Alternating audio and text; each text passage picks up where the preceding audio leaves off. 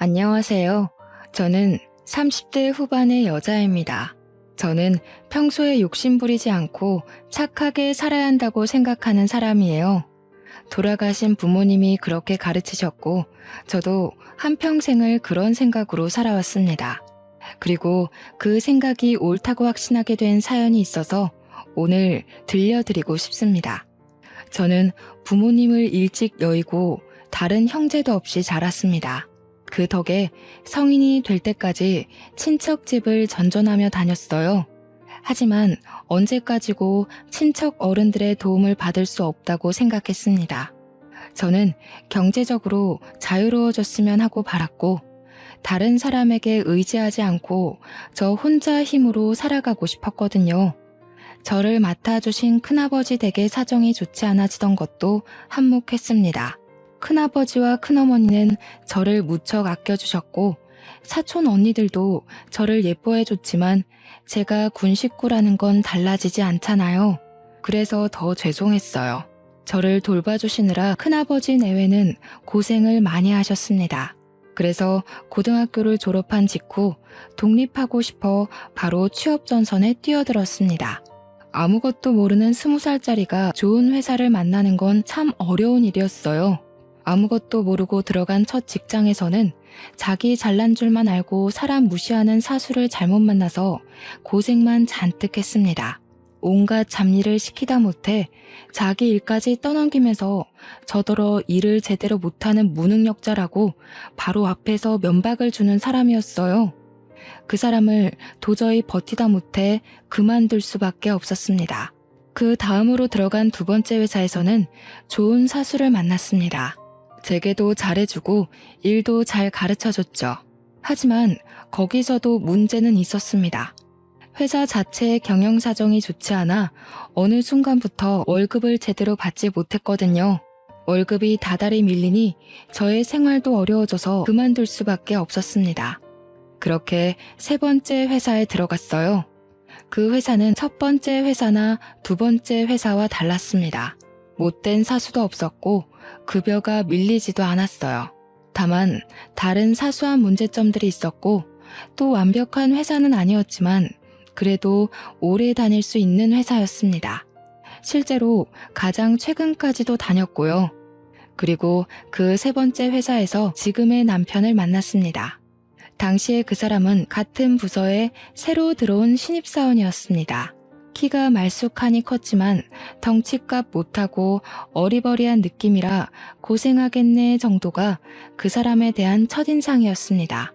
새로 들어온 직원 이상도 이하도 아니었어요. 그리고 관심도 가지지 않았습니다. 회사 사람에게 연애 감정을 품을 일은 없다고 생각했고요. 평소 소개팅 같은 것도 꽤 나가봤지만 마음 맞는 사람을 찾지 못해 오히려 남자에 관한 관심도 뚝 끊긴 상태였습니다. 연애를 해보지 않은 건 아니었지만 결혼 생각이 드는 사람은 없었어요. 혼자 사는 게 외롭지 않았다면 거짓말이겠죠. 하지만 저는 그런 생활이 익숙했고 앞으로도 잘해나갈 자신도 있었어요. 그래도 평생 혼자 살진 않겠지 같은 느슨한 생각을 하고 있었으니 특별히 급할 것도 없었습니다. 게다가 그 사람은 당시 저보다 몇 살이나 어린 신입사원이었으니 더욱 남자로 볼 생각도 못했습니다. 그 사람도 저에게 관심 없었고요. 더구나 그 사람과 저는 직급도 꽤 차이가 났습니다. 그랬으니 이 일 외에는 연관도 없었죠.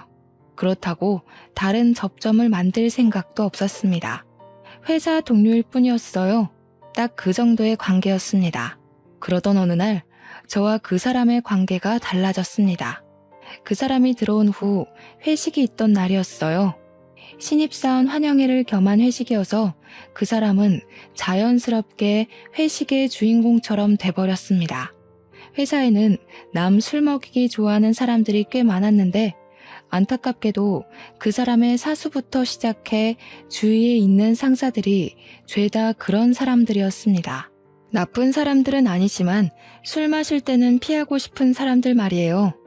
그 사람은 그걸 알 리도 없었을 테고 또 알았다고 하더라도 피할 수 없었을 거예요. 그래서 주는 족족 받아 마시고 말았습니다. 제가 어느 순간 보니 그 사람이 벌써 테이블에 이마를 박은 채더라고요. 회식을 시작한 지 얼마 되지도 않았는데 몸을 가누지 못할 정도로 취한 걸 보자니 안쓰러운 마음이 드는 한편 좋은 생각이 떠올랐습니다. 마침 저는 회식을 그다지 좋아하지 않았고 그날은 특히 몸도 좋지 않았어요. 그래서 적당히 빠져나갈 생각을 하던 중에 그 사람이 보인 겁니다. 저는 그 사람을 데리고 밖으로 나왔어요. 아무래도 신입이 많이 취한 것 같으니 이대로 둘 수 없지 않으냐, 데려가서 택시를 태워보내겠다, 그런 말을 하면서요. 다른 사람들은 부어라 마셔라 하고 있기에 바빠서 제가 그 사람을 데려다 주든 말든 신경 쓰지 않는 것 같았습니다. 실제로도 그다지 신경 쓰지 않았을 테고요. 저는 술이 떡이 된 그 사람을 데리고 밖으로 나와 편의점으로 향했습니다. 편의점 바깥에 있는 의자에 대충 앉혀두고 숙취 해소제를 사서 들려주었어요. 그때까지도 그 사람은 딱히 정신을 차린 것 같지 않아 보였고 저는 택시를 불러 그 사람을 태워보냈습니다. 다행히 자기 집 주소를 부를 줄은 알더라고요. 그리고 그 다음부터 그 사람이 제 앞에 알짱대기 시작했습니다. 틈만 나면 말을 걸고 커피를 사주고 같이 식사하자고 하는 등 관심을 끌려는 게 분명해 보였어요. 거기에 태도는 어찌나 사근사근한지 봄바람이 따로 없었습니다. 하지만 저는 그 사람에게 관심이 없었고 애둘러 거절하고 최대한 무시했습니다. 그런데도 그 사람은 제 마음을 얻기 위해 끈질기게 굴었어요. 그 노력 덕에 저는 그 사람을 조금씩 마음에 담게 되었습니다. 그걸 안 그 사람도 더 열심히 제게 잘해줬고요. 그러다 보니 어느 순간 정신을 차렸을 때는 그 사람과 단둘이 레스토랑에서 식사하며 고백받고 있었더군요. 그 사람은 끈질기고 또 다정한 사람이었습니다.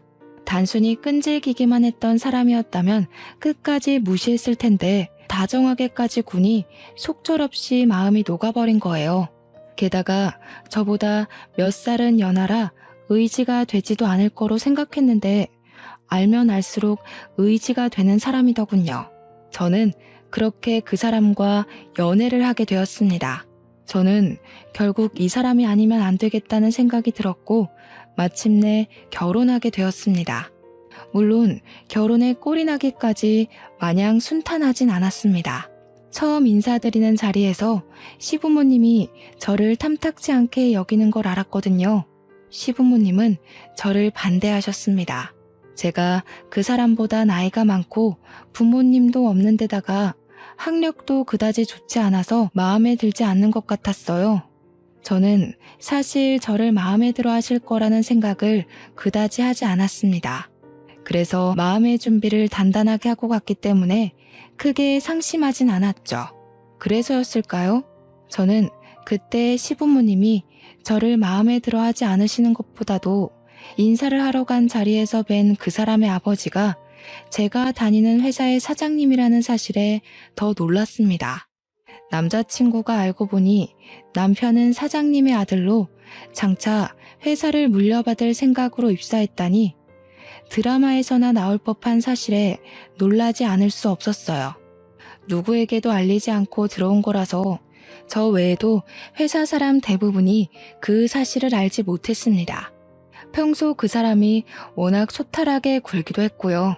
어쨌든 저를 마음에 들어하지 않는 시부모님을 설득한 건 남편의 꾸준한 설득과 저의 노력이었습니다. 남편은 저의 마음을 돌렸듯이 인내심 있는 사람이었고 저도 이 사람과 함께라면 평생을 함께하고 싶었기에 노력했죠. 그렇게 시부모님은 저희의 결혼을 허락해 주셨습니다. 사실 시어머니는 그때까지도 저를 못마땅해 하셨지만 시아버지는 저를 조금씩 마음에 들어하게 되셨어요. 저희는 시아버지의 허락의 아래 결혼할 수 있게 되었습니다. 결혼하고 얼마 되지 않아 저는 임신하게 되었습니다. 남편은 세상에서 가장 행복한 사람인 것처럼 기뻐했고 저도 무척 기뻐했어요. 아이를 가질 계획은 있었지만 이렇게 빨리 임신할 줄 몰라 당황하기도 했지만 이왕 가정을 가졌으니 어서 아이를 갖고 싶었기도 했으니까요. 오랫동안 혼자 살아온 제게 아이는 축복 같았습니다. 남편은 아이의 성별도 모르면서 벌써 아기 물건을 잔뜩 산다거나 하나부터 열까지 제 수발을 드는 등 기쁘다 못해 떨려했습니다. 저도 그런 모습이 보기 좋았고요. 행복했습니다. 하지만 그런 행복도 그리 오래 가진 못했습니다. 제가 임신했다는 것을 안 뒤 저는 남편과 함께 시댁으로 가 저의 임신 사실을 알렸습니다. 시아버지는 당시에 자리를 비워 안 계셨고 시댁에는 시어머니뿐이었지만 저는 임신 소식을 들은 시어머니가 당연히 기뻐해 주실 거로 여겼어요. 그도 그럴 것이 첫 손주였고 시아버지는 은근히 얼른 손주를 보고 싶어 하셨거든요. 그런데 시어머니는 아니었습니다. 시어머니는 제게 고생했다는 말 대신 대뜸 물었습니다. 예, 그럼 너 이제 회사 그만둘 거니? 아니요, 회사는 계속 다닐 생각이에요. 아이를 낳은 후에는 육아휴직을 쓰려고요. 시어머니 얼굴이 뭔가 마음에 들지 않는 것 같았습니다. 예상했던 상황이 아니었어요. 시어머니는 못마땅한지 대놓고 얼굴을 찡그리고 있었죠. 분위기가 이상하게 돌아갔습니다. 저와 남편이 아무 말도 하지 못하고 긴장하고 있자 시어머니는 말했습니다. 예, 들어봐라. 네가 일을 그만두지 않으면 낳은 애는 결국 내가 보게 될 텐데 나는 애 봐주기 싫다. 가뜩이나 나이 많은 며느리가 낳은 애잖니? 어머님, 무슨 말을 그렇게 하세요? 제 나이가 무슨 상관이에요? 무슨 상관이냐니? 몰라서 그래? 가뜩이나 나이 많은 며느리 노사 나면 어차피 애도 변변치 못할 게 분명한데 대체 내가 왜 골병 들어가며 애를 봐줘야 하니? 어차피 제대로 된 애도 아닐 텐데 굳이 낳을 필요 없다. 그냥 지워버려. 아직 네 아버지는 모르시니 굳이 알릴 필요도 없다. 저는 시어머니의 그 충격적인 말에 순간 아무 말도 하지 못했습니다. 노산이라고 애를 지우라고 하다니요. 축하해주진 못할 망정 그런 얘기를 하는 것에 남편 역시 황당함에 바로 입 열지 못하다가 뒤늦게 그게 대체 무슨 말이냐고 시어머니에게 대들었죠. 시어머니는 남편의 반응에 오히려 역정을 냈습니다. 시끄러워. 기껏 너희를 위해 한 말인데 뭐가 그렇게 마음에 안 들어? 더 얘기하기 싫으니 나가. 길로 저와 남편은 시댁 밖으로 쫓겨났습니다. 저는 이 상황이 너무 이해가 가지 않았습니다. 게다가 서운하고 서럽다는 걸 토로할 친정엄마도 계시지 않아 더 그랬습니다. 남편은 어머니가 마음에도 없는 소리를 하신 것일 거라며 너무 마음에 담아두지 말라고 저를 달랬습니다. 하지만 정말 마음에 없는 소리를 하신 걸까요? 저는 알 수 없었습니다. 그래도 진심으로 말씀하신 거라고는 생각하고 싶지 않았어요. 차라리 저를 이전부터 마음에 들어하지 않으셨으니 그냥 기분 나쁜 일이 있어서 공연히 제게 쏘아붙이신 거로 생각하고 싶었어요. 그로부터 며칠이 지났습니다. 저는 마음을 좀 가다듬었고 진정한 상태였어요. 언제까지고 마음에 품고 있어봤자 시어머니가 미워질 테고 아이의 태교에도 좋지 않을 거라는 생각이 들어 좋게 생각하려고 노력했습니다.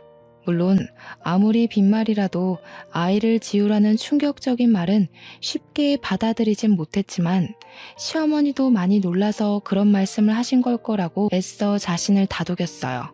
게다가 뒤늦게 저의 임신 사실을 안 시아버지께서는 몹시 기뻐하셨기 때문에 마음이 달래졌어요. 시어머니가 저에게 하셨던 폭언은 말씀드리지 못했지만 시아버지가 기뻐하시니 괜찮다는 생각이 들었습니다. 하지만 저는 그걸 그냥 넘어가선 안 됐습니다. 저는 기분 전환을 할 겸 마침 친구들이 불러서 밖으로 나갔습니다. 결혼 이후 한동안 보지 못했던 친구들이라 한껏 즐거운 마음이 들었죠. 오랜만에 만난 친구들은 제 임신 사실을 듣더니 깜짝 놀라면서 축하해줬습니다. 그해 내내 서운했던 제 마음이 조금 더 나아졌습니다. 저는 친구들과 그간 지낸 이야기들을 하며 한창 수다를 떨었습니다. 결혼한 이후로 거의 만나지 못한 친구들이라 정말 즐거운 시간이었어요. 저와 친구들은 어지간히 근황을 얘기한 후에는 밥을 먹기 위해 레스토랑으로 향했습니다. 분위기가 좋고 맛있는 음식을 하는 곳이었어요. 몇 번 와본 적도 있었고 결혼 전에 남편이 고백했던 장소이기도 했어요. 그때의 추억을 새록새록 떠올리며 친구들과 앉아 얘기하는데 친구 중 한 명이 뭔가를 발견했습니다. 혜선아, 저기 저 사람 어디서 많이 본 것 같은데 네 남편 아니야? 제 남편이란 말에 저는 몸을 돌려 친구가 가리킨 곳을 봤습니다. 조금 떨어진 자리였지만 그래도 얼굴을 알아보는 데는 어렵지 않은 거리였어요. 그곳엔 시어머니를 만나러 간다던 남편이 있었고 어떤 여자가 맞은편에 앉아 있었습니다. 업무상 미팅이라고 하기엔 장소가 이상했어요. 분위기가 좋은 레스토랑이긴 했지만 이곳은 데이트나 모임 같은 걸 하기에 좋은 곳이지 공적인 일을 하기엔 어울리지 않았거든요. 게다가 여자의 옷차림은 더 이상했습니다. 꼭 선을 보러 나온 사람 같이 한껏 꾸미고 있었거든요. 친구들은 뭔가 심상찮은 일이라는 걸 깨닫고 제 눈치를 보며 조용히 입을 다물었습니다. 저는 그 상황이 바로 파악이 되지 않았죠. 그리고 제가 어떤 반응을 보이기 전에 저편에서 보이는 남편이 벌떡 일어났습니다. 남편은 지금 이게 무슨 짓이냐고 불같이 화를 내면서 그대로 자리를 박차고 나갔습니다. 저는 친구들에게 양해를 구하고 바로 자리에서 일어나 그 길로 남편을 쫓아나갔습니다. 남편은 뒤따라 나온 저를 보더니 당황한 얼굴이었고 동시에 화가 난 표정이었습니다. 그렇지만 남편은 제게 화를 내지 않았어요. 제게 화가 난 게 아니었으니까요.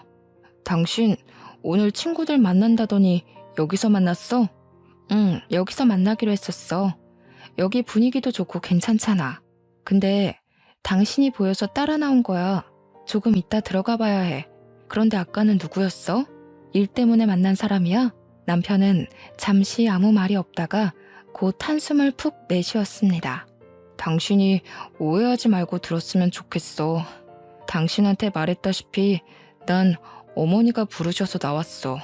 갑자기 소개해줄 사람이 있다길래 나왔는데 저 여자 혼자 있더라고. 나는 저 여자가 누군지도 몰랐어. 근데 얘기를 들어보니 어머니가 멋대로 내 선자리를 마련하셨대. 그렇지만 오해하지 마. 절대로 당신이 걱정할 상황 만들지 않을 테니까. 충격적이었습니다. 이미 결혼한 사람에게 선자리라뇨. 황당한 한편 화가 치밀었습니다. 제게 아이를 지으러 간 시어머니가 이번엔 남편에게 선자리를 마련해 준 겁니다. 도무지 이해도 안 가고 이해하고 싶지도 않았습니다. 시어머니의 이런 행동은 저를 존중하지 않는 거였고 저를 며느리라고 생각이나 하는지 의심스러웠습니다. 시어머니가 결혼 후에도 저를 탐탁지 않아 한다는 건 알고 있었어요. 하지만 고부 갈등은 흔한 거라고 들었습니다. 당장 제 친구들만 하더라도 시어머니와 사이가 처음부터 가깝지는 않았다고 했고 저는 천천히 시간을 들여 시어머니의 마음에 드는 며느리가 되고 싶었습니다. 전혀 서로를 모르던 사람들이 친해지려면 시간이 걸리잖아요. 저는 그런 거라고 생각했어요. 하지만 시어머니는 그럴 생각이 없었던 모양입니다. 저는 기가 막혀서 그 길로 시어머니에게 따지러 갔습니다. 남편이 따라오려고 했지만 괜찮다고 만류하고 저 혼자 갔어요. 남편이 없는 자리에서 시어머니의 솔직한 얘기를 듣고 싶었거든요. 사실 오랜만에 만난 친구들과 조금 더 같이 있고 싶었지만 그보다도 이 상황을 해결해야 한다는 생각이 먼저 들었습니다. 친구들은 고맙게도 저를 걱정해주며 잘 해결하라고 응원해줬죠. 시어머니는 집에 계셨습니다. 막 외출을 하려던 참이었는지 한껏 꾸미고 나서는 얼굴이 좋아 보였어요. 그렇지만 저를 보는 순간 못 볼 걸 봤다는 것처럼 그 얼굴이 구겨지더군요. 저는 집에 들어가지 않고 시어머니와 함께 마당에 선 채로 말했습니다. 어머님, 그 일을 선자리를 내보내셨다고 들었어요. 왜 이런 말도 안 되는 짓을 하신 거예요? 말도 안 되는 짓? 말도 안 되는 짓이 어딨어? 네 남편이 그새 너한테 쪼르르 일러 바쳤니? 제가 우연히 본 거니까 오해하지 마세요. 대체 무슨 생각으로 아들을 선자리에 내보내신 거예요? 그 사람은 저와 결혼했고 엄연히 가정이 있는 사람이에요. 그게 뭐 어떻다고? 그 애는 너보다 어리고 학벌도 집안도 좋은 여자야. 너 같은 것보다 훨씬 낫지. 주제를 알고 이쯤에서 그만 애 지우고 네 행복 찾아 떠나렴. 어머님, 저는 이미 아이를 가졌고 지금 멀쩡하게 잘 살고 있어요. 어머님이 저를 마음에 들어 하지 않으시는 건 알고 있었어요. 그런데 지금 어머니가 하신 일은 그냥 행복한 가정을 파탄내려고 하시는 거잖아요. 이게 정상적인 상황이라고 생각하세요? 어머, 얘 말하는 것 좀 봐. 너 그간 내내 하면서 얌전히 굴었던 건 다 내숭이었나 보다? 어머니, 지금 그게 중요한 게 아니잖아요. 어머니가 이러시는 거 저와 남편에 대한 모욕이고 월권이세요. 예의가 아니라고요. 월권? 내 아들한테 참견하는 게 월권이니? 그러는 너야말로 이렇게 구는 게 예의 있는 행동이라고 생각하니? 시어머니는 뻔뻔했습니다. 대체 무슨 생각으로 이런 짓을 한 건지 이해가 가지 않았어요. 시어머니의 뻔뻔함에 저는 화가 나서 오히려 머릿속이 차갑게 식었습니다. 저는 최대한 이성적으로 말했어요. 시어머니에게 달려들어 화를 내는 건 오히려 바보 같은 짓이고 책 잡힐 일이라는 걸 알았기 때문입니다. 아버님도 이 일을 알고 계세요? 왜? 모른다고 하면 넌 시아버지한테 고스란히 일러바칠 생각이니? 아버님도 이 사실을 알고 계셔야 한다고 생각하는데요. 어머님 말씀대로라면 아버님께서도 저희 일에 참견하는 게 맞다고 생각해요. 네 시아버지 안 그래도 혈압이 있으신데 놀라서 쓰러지게 할 거야? 책 잡히지 않으려고 노력했지만 시어머니는 보통 사람의 반응이 아니었습니다. 그래도 이 사실이 시아버지가 놀랄 만한 사실이라는 것 정도는 아는 모양이었죠. 그런데도 뻔뻔하게 나오더군요. 그렇지만 저는 거기서 시아버지에게 말할 거라고 으름장을 놓지는 못했습니다. 시아버지는 최근에 혈압 때문에 병원을 자주 오가고 계셨고 조심해야 한다는 소견이 있었거든요. 시어머니의 이런 짓들을 알렸다가는 충격받으실 게 분명했어요. 건강에도 아무런 도움이 될 것 같지 않았죠. 그래서 저는 시어머니의 만행을 시아버지에게 알리고 싶은 생각이 굴뚝 같았지만 참을 수밖에 없었습니다. 하지만 이 일을 언제까지고 두고 봐야 한다고는 생각하지 않았습니다. 남편이나 아이를 위해서라도 해결해야 할 문제였어요. 다만 어떻게 하면 좋을지 바로 생각나지 않아서 고민해야 했습니다. 그리고 다음날 더 기막힌 일이 있었습니다. 저는 어제 있었던 일이 얼마나 충격적이었건 간에 출근해야 했기 때문에 회사에 나갔습니다. 회사에는 새로 들어온 직원이 인사를 하고 있었어요. 한동안 비어있던 자리였고 저와 가까운 자리라 어떤 사람인지 보는데 저는 깜짝 놀라고 말았습니다.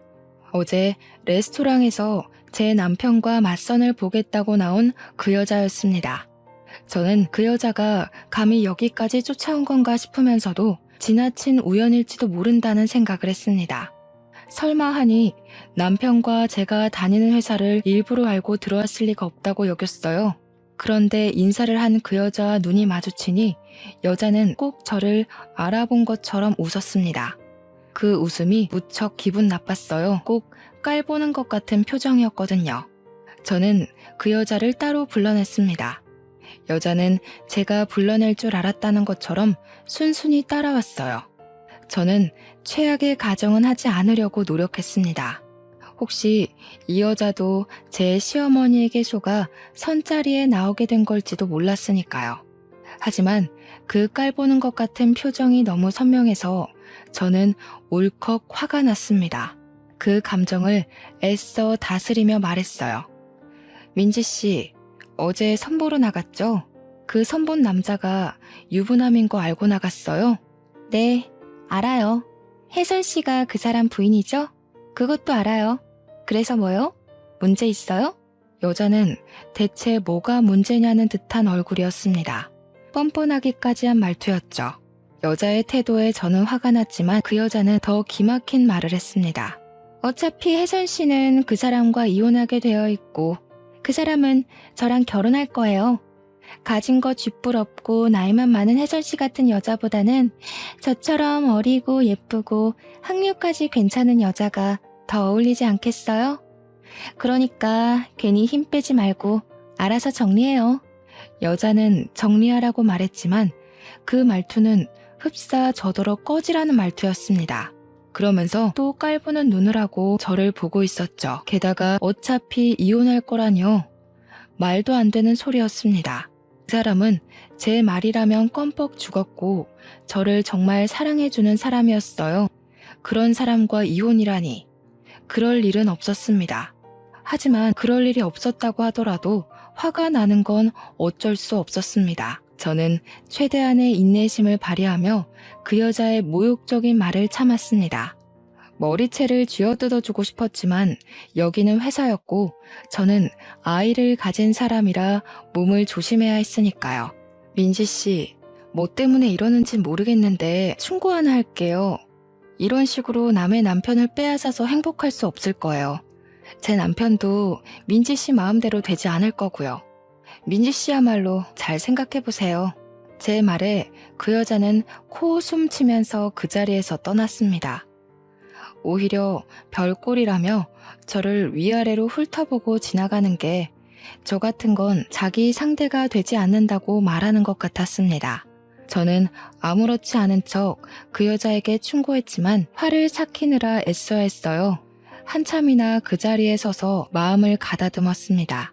그리고 사무실에 돌아갔을 때 그 여자가 제 남편에게 치근덕대는 걸 봤습니다. 남편은 당연히 여자를 알아봤지만 처음 보는 사람인 양 굴었어요.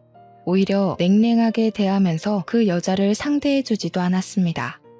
그런데도 그 여자는 자꾸만 남편에게 치근덕댔어요. 한 번은 이런 적이 있었습니다. 회사 사무실은 그리 작진 않았지만 아주 크지도 않아서 남편과 제 자리는 조금 떨어져 있어도 무슨 얘기를 하는지 잘 들리는 거리였습니다. 그래서 이따금 업무를 도와주거나 도움받거나 하는 일도 많았고요. 그게 아니더라도 짧게 대화하기에 나쁘지 않은 정도였습니다. 그리고 그 여자, 맞선녀는 저와 가까운 자리였습니다.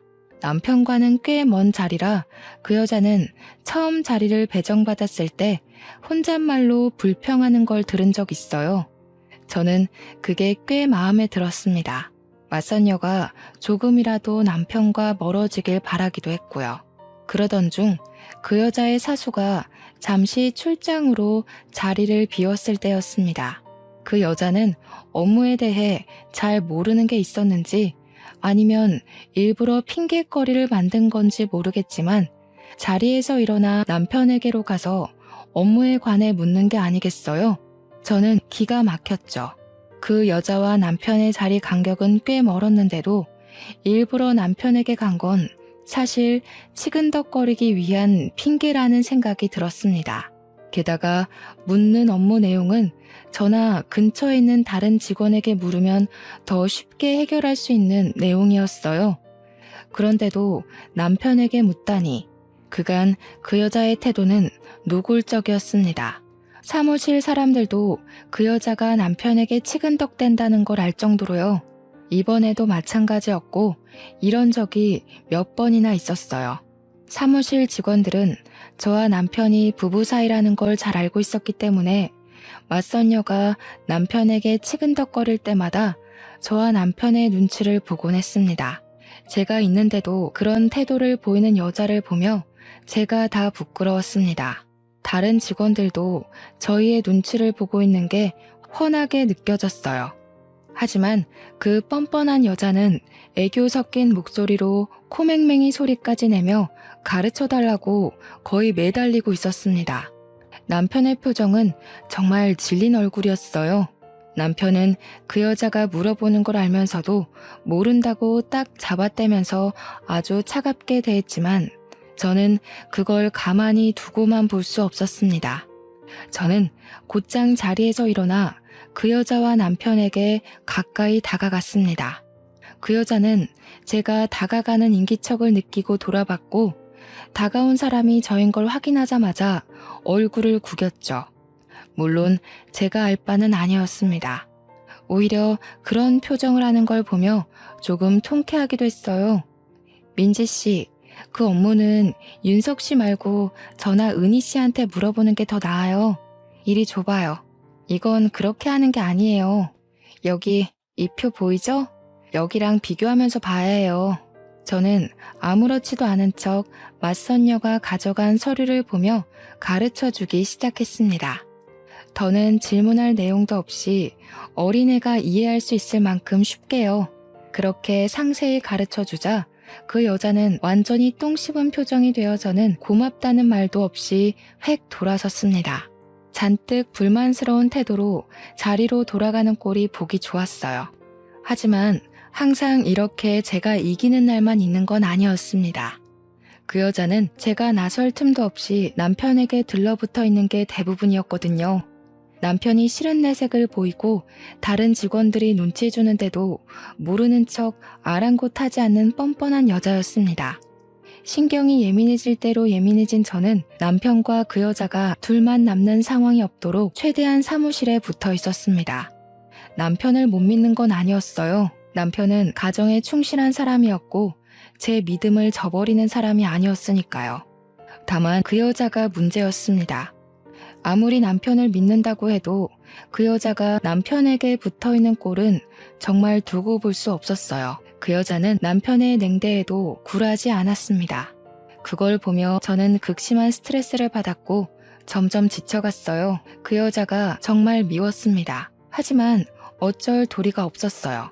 그 여자는 남편에게 치근덕거리는 것 외엔 업무를 곧잘 해내서 회사에서 잘못한 적이 없었습니다. 그런 갑갑한 날들이 이어졌습니다.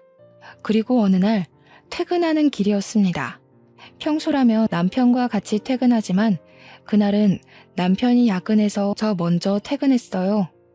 다른 때 같았으면 야근하는 남편에게 착 붙어서 야근을 자처했을 맞선녀도 그날은 무슨 바람이 불었는지 일찍 퇴근했습니다. 하지만 저는 곧장 집으로 가지는 않았습니다. 시아버지가 시댁에 잠시 들르라고 하셨거든요. 사실 시어머니와 마주치고 싶지 않아 가고 싶지 않았지만 시아버지의 말씀이시니 가기 싫어도 갔습니다. 시어머니와 마주치면 또 무슨 소리를 하실지 두렵기도 했지만 제가 겁먹을 필요도 없다는 생각으로 마음을 단단히 먹었어요. 이렇게 된 이상 차라리 마주치길 바랐습니다. 시어머니가 맞선으로 밀어넣은 그 여자가 회사에 들어왔는데 그건 알고 계시는지도 따져 물을 생각이었거든요. 그렇게 마음을 다잡은 채로 시댁에 도착했습니다. 가까이 가보니 대문이 열려 있었어요. 저 온다고 시아버지께서 미리 열어두셨나 하며 대문 가까이 다가가는데 안쪽에서 소리가 들렸습니다. 시어머니였어요. 그런데 꼭 누군가와 얘기하는 것 같아 살그머니 안쪽을 들여다보니 그 맞선녀가 시어머니와 함께 마당 가운데의 대청마루에 사이좋게 앉아 있었습니다. 저는 깜짝 놀라서 안으로 들어가지 않고 몸을 숨겼습니다. 둘이 아는 사이라고 짐작하곤 있었지만 저렇게 사이 좋아 보일 줄은 몰랐습니다. 게다가 맞선녀가 찾아왔다는 것에 어이가 없어요. 여기가 어디라고 찾아온 건가 싶었죠. 저는 당장 튀어나가 맞선녀를 끌어내고 싶었지만 곧 시어머니와 맞선녀의 도란도란한 대화 소리가 들려왔습니다.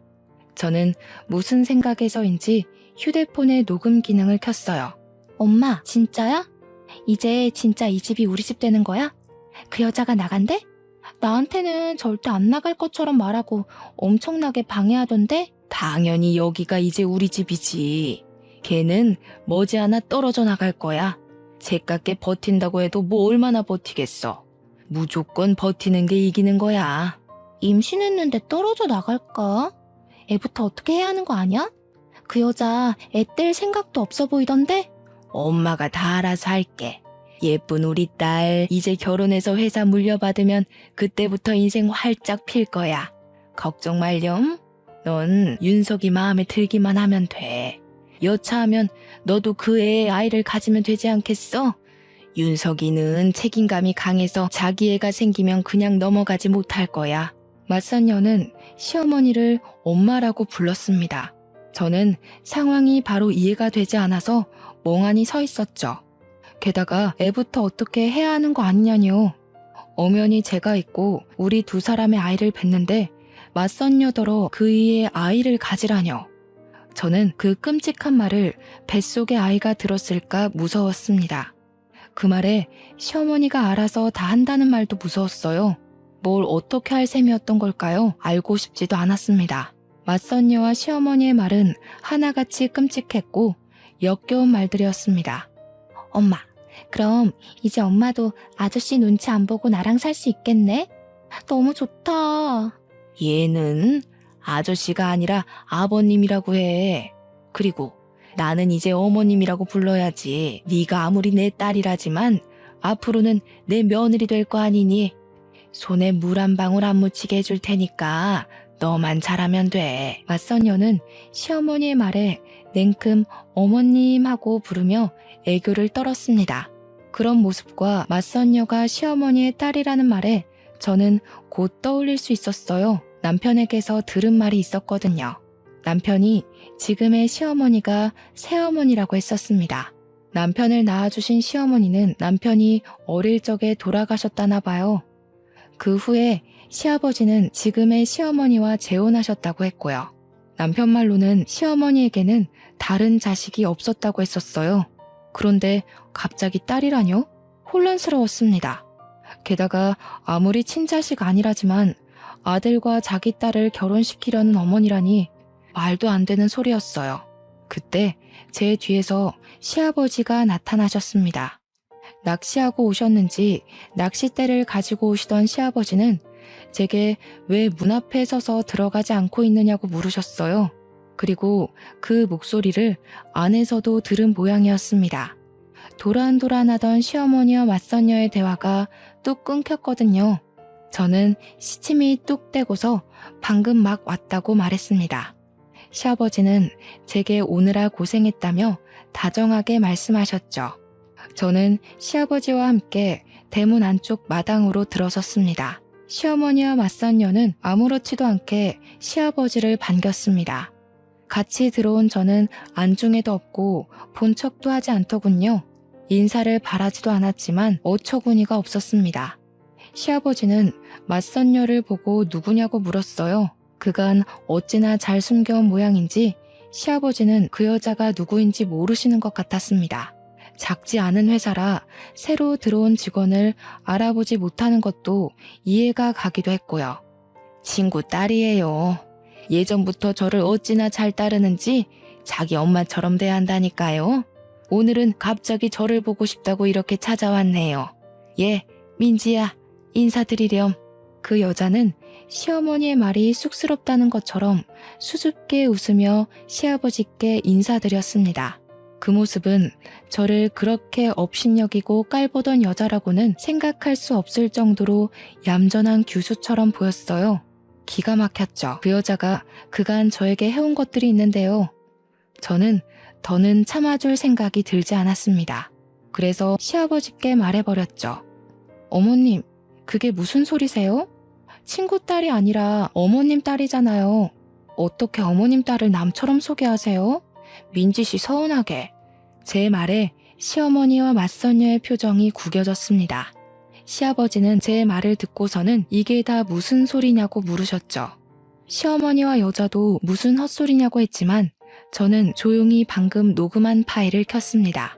소리가 흘러나오자 잠시 침묵이 감돌았지만 시어머니는 자신의 목소리가 나오는 순간 그게 뭔지 벼락처럼 깨닫고는 제게 달려들어 휴대폰을 빼앗으려 들었습니다.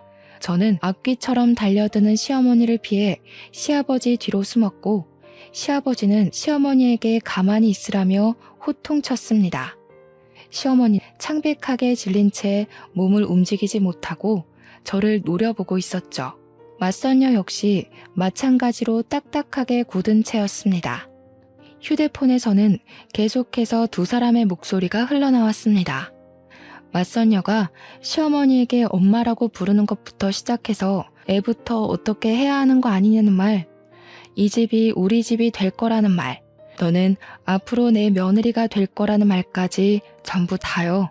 녹음을 들은 시아버지는 잠시 아무 말도 없으셨습니다. 너무 기가 막혀서 말문이 막히신 것 같기도 했고, 이게 무슨 상황인지 바로 이해가 되지 않으시는 것 같기도 했어요. 그래서 제가 설명했습니다. 그간 아버님께서 놀라실까봐 말씀드리지 못했는데, 이렇게 된 이상 이제는 아버님도 아셔야 할 것 같아서 말씀드려요. 어머님께서 제가 마음에 안 드셨나 봐요. 저더러 아이를 지우라고 하시기도 하시고 그이와 저 여자분을 맞선도 보게 하셨거든요. 아마도 어머님께서는 저 말고 어머님 따님분을 며느리로 앉히고 싶으신 것 같아요. 제 말을 들은 시아버지의 낯빛이 바뀌자 시어머니는 시아버지 앞에서 무릎을 꿇고 싹싹 빌기 시작했습니다. 자기가 어떻게 된 모양이라고, 잘못했다고요. 용서해달라고 하며 맞선녀에게 얼른 빌라고 외쳤습니다. 맞선녀도 덩달아 그 앞에 무릎 꿇고 빌었습니다. 하지만 시아버지는 불같이 화를 내셨죠. 평소 온화한 성품이신 시아버지는 한번 화가 나면 아주 무서운 분이십니다. 시어머니와 맞선녀는 시아버지의 역정을 고스란히 받아내야 했고, 시어머니는 결국 시댁에서 맨몸으로 쫓겨났습니다.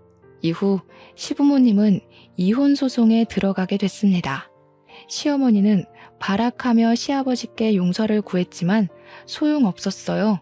시아버지는 단호하셨습니다. 뻔뻔한 맞선녀는 회사에서 잘렸고요. 뒤늦게 모든 사실을 안 남편도 미처 자기가 몰랐던 시어머니와 맞선녀의 끔찍한 짓들에 크게 화를 냈죠. 저더러 어떻게 그간 참았느냐고 염려하기도 했습니다. 그렇지만 저는 괜찮았습니다. 맞선녀는 치워졌고 더는 시어머니가 나설 자리는 없었거든요. 시아버지는 제게 참 고생이 많았다며 위로해 주셨고요. 마음 고생할 게 없어진 저는 그 후로 무사히 순산한 뒤 남편과 아들과 함께 잘 살고 있습니다. 예로부터 송충이는 솔잎을 먹고 살아야지 갈잎을 먹으면 안 된다고들 합니다. 꿈을 꾸는 건 좋지만 시어머니와 맞선녀의 행동은 도가 지나쳤고 남의 행복을 짓밟으며 빼앗으려 했습니다. 그건 정말 잘못된 행동이었어요. 그래서 시어머니와 맞선녀는 벌을 받게 된 거죠. 욕심내지 않고 착하게 살았다면 아무 일도 없었을 텐데요. 앞으로도 저는 욕심내지 않고 착하게 살아야겠다 마음먹게 된 교훈을 얻었네요. 아무튼 저의 긴 사연 들어주신 여러분 정말로 감사드립니다.